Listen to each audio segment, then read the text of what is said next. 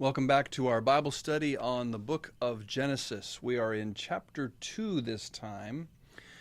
Strongly, highly encourage you to read chapter 2 before you begin listening to me. Chapter 2, verses 4 through 25. 4 through 25. I'm not going to go through every sentence or line. I'm just going to kind of jump in and, like I said, do things topically. And going to talk about one specific topic quite a bit out of chapter 2, something that really has not gotten the kind of attention and teaching that it desperately needs to have. So if chapter 1 of the book of Genesis could be described as the description of order out of chaos. God creates things, puts them in order and structures, and gives functions and purposes to things, creates boundaries and seasons and times and all that kind of stuff. Chapter 2 is about the connection between the Creator and his special creation, the soil people, the humans, the man and the woman. And I'd like to just right from the start, let's focus this in on Genesis chapter 2, verse 15. Genesis chapter 2, verse 15.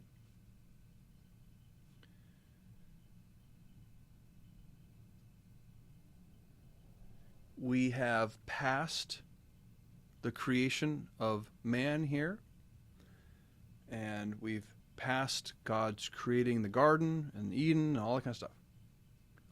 Verse 15, the Lord God, Yahweh Elohim is the Hebrew there, Yahweh Elohim, took the man, took the human guy, took the soil guy, put him in the Garden of Eden to what?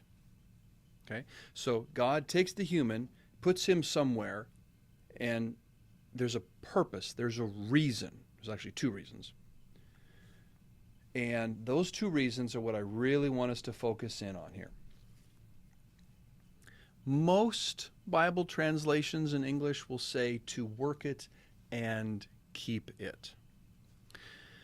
These are not bad translations, but they miss enormously what's going on in the Hebrew. If you recall, in a previous session, I talked about Hebrew always having a three-letter root word. And it was kind of like a Venn diagram where from that root word we could have overlapping circles of meaning. So the Hebrew word to work is avad. Now, it is a basic word meaning to work, but it isn't the kind of work that's just labor. It's a kind of work that is what we might call a labor of service, doing something as a service, not doing something just for me. It's a work that reaches out and touches other people. Now, this word, avad, is used 28 times by Moses. So in the Torah, Genesis, Exodus, Leviticus, Numbers, Deuteronomy, the first 5 books of the Bible called the Torah, Moses uses this word 28 times. 7 times 5. In English, 25 of those times we translate this word not as work. We translate it as servant or slave.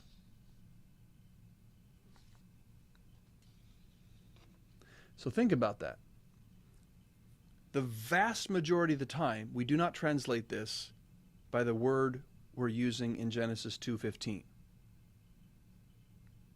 Now that's a little odd when the huge weight of meaning from the guy who used it 28 times suggests we should translate it as service, or a labor of service, a work of service, like a servant or a slave would perform. They would do a work for the benefit of someone else. So if we go to 2:15, Yahweh Elohim took the human, put him in the garden to serve, to do a labor of service for the benefit of another.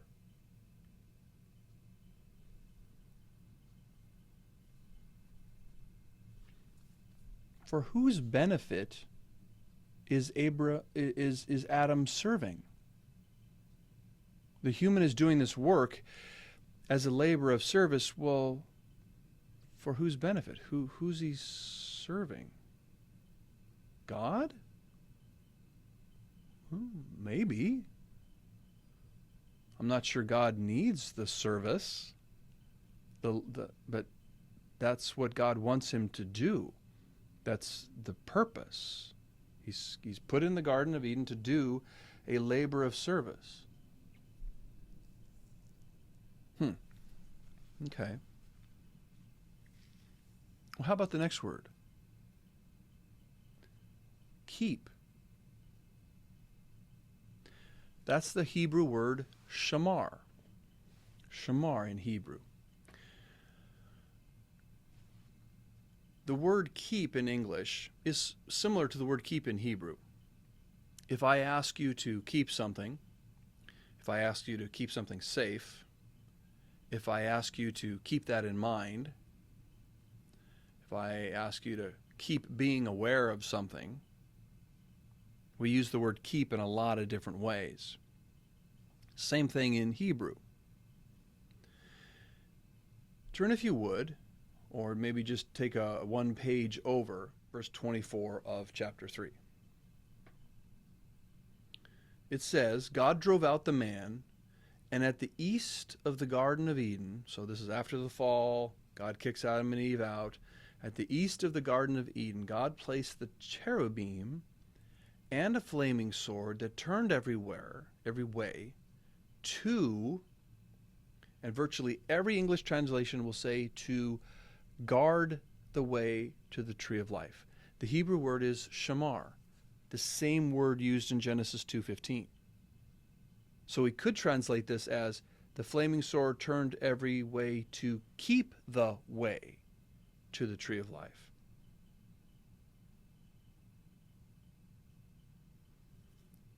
Or should we translate Genesis 2:15 as the human was placed in the Garden of Eden to serve and to guard?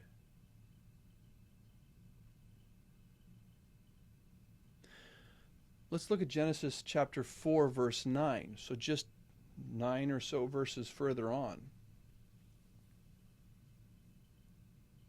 Cain, a little upset with Abel and with God. Then Yahweh says to Cain, where is Abel, your brother? And Cain said, well, I don't know. Am I my brother's shamarer? Am I my brother's keeper? Am I my brother's guardian?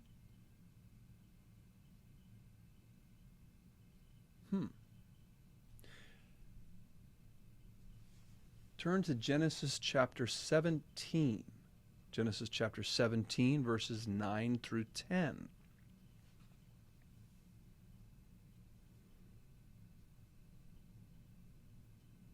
Genesis chapter 17, verses 9 and 10 says this.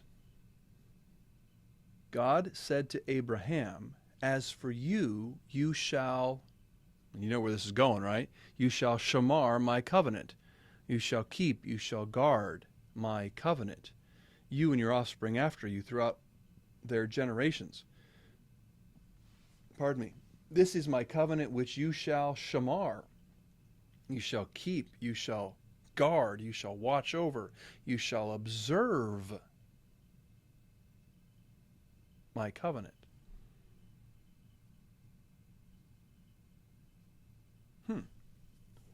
So if I go back to Genesis 2, verse 15, Yahweh Elohim took the human, put him in the Garden of Eden to do a labor of service and to guard it, to watch it, to keep it, to be observant in it.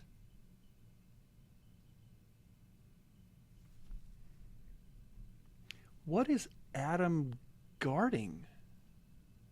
What is he observing? What is he watching out for? What is he keeping? Is he keeping the carrots from encroaching on the turnips? Is he keeping the hummingbirds and the bees in their separate flower patches so they don't argue? What is he keeping? What is he guarding? What is this labor of service? What's going on here?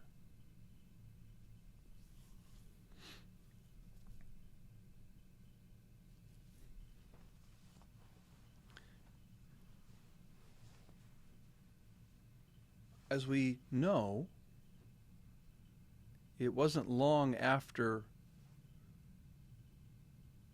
he was put in the garden that he was given a companion, given specifically a helper fit for him. And it's 4 or 5 verses further, we see what Adam was guarding and from what he was keeping and what watch he was supposed to be making.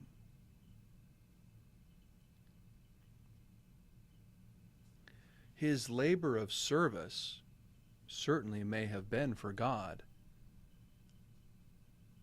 but is it so hard to believe it was also for her? His keeping, his guarding, his observing, I suppose you could say, well, maybe it's the tree of knowledge of good and evil, and he was guarding or keeping himself. I mean, we're really stretching here.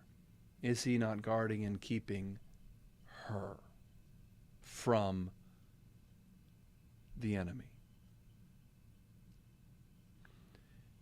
And if you're nodding your head now, well, yeah, that makes sense. I can understand how that fits together. Be very, very careful about that, nodding your head, because, we're going to find out really soon that this purpose that God gave to the man,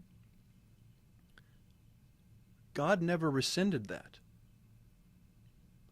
He never overturned that.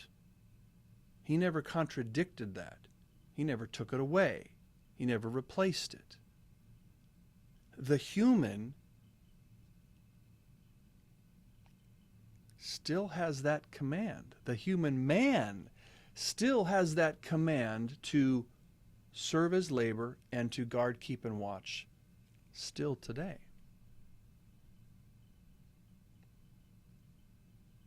Well, if that's his purpose, what's hers? So here we go to Genesis chapter 2, verse 18. Then Yahweh God, again, the Hebrew is Yahweh Elohim, Yahweh God, said, "It's not good that man should be alone. I will make him a..." And a couple different ways to translate this. It is a little difficult. It's a phrase in Hebrew, and it's a phrase that means a helper in front of, a helper in the presence of, a helper in the face of him. So her purpose, her created purpose, even before she's built by God, is for her to be a helper. The Hebrew word is to help, in front of him, with him, in his presence. Remember, it's not good that he is alone, so she is to be with him in his presence. But interestingly enough, not just hanging out, but helping.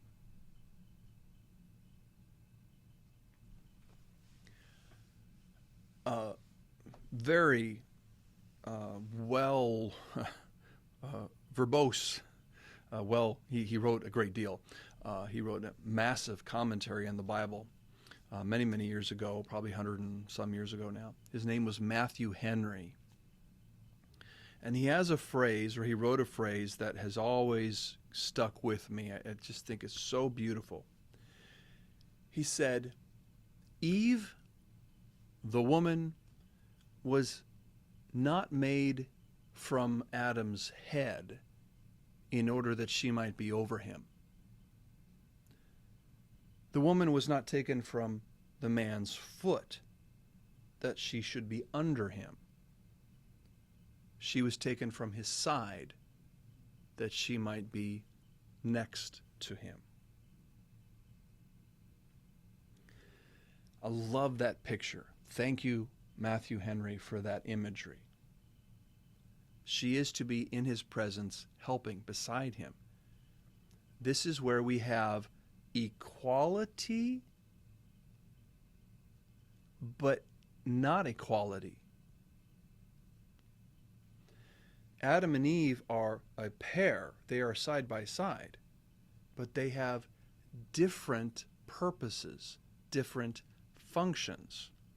God gave them different things to do. They are different genders, male, female, but they are not alone from each other. They are meant to be together. Without each other, they are incomplete. They are not good. If one does what the other is supposed to do, well, then they have assumed authority that was not theirs. God's authority. God said, do this, and, well, I'm going to do that. Well, that's telling God, I'm going to take your authority and do whatever I want. It messes with things. God's very clear. God's very specific. God never is going to tell the woman, the female, nah, you don't need to be. You are not a helper fit for him anymore. Never says that.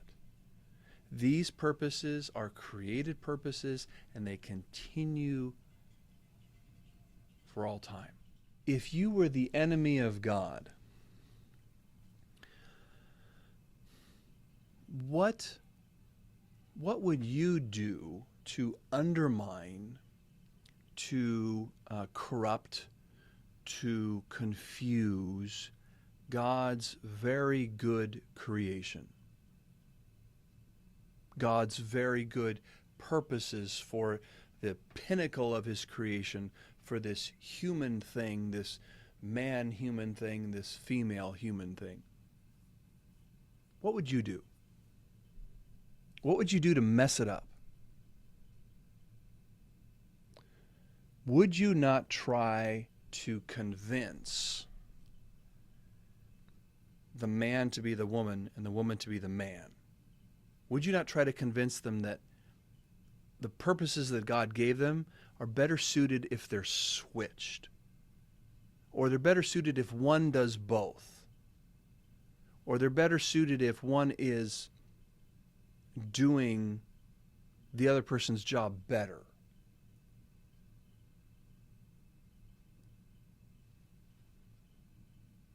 Of course you would. If you were Satan, if you were God's enemy, it's exactly what you would do. You would try to mess with this very first and beautiful purpose that God put the man and the woman in the garden to be and to do.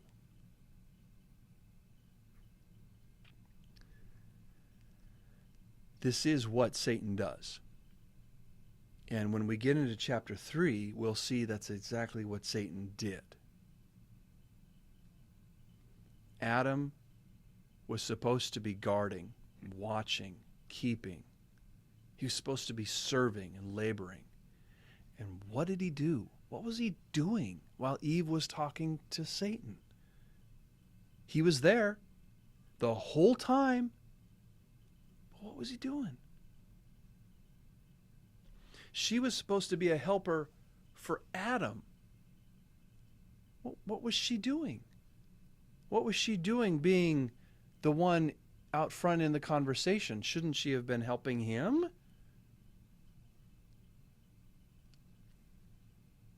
Satan is a pretty sly enemy, very cunning, very deceptive, always a liar and always a murderer. For you and me to get into Genesis chapter 2 and see what God said and the purposes he gave us and how we're supposed to be in right relationship with each other, it kind of shines a light on all the crazy and stupidity that the devil has told us is the truth. It's not. Not even close. It's the opposite. It's the distortion.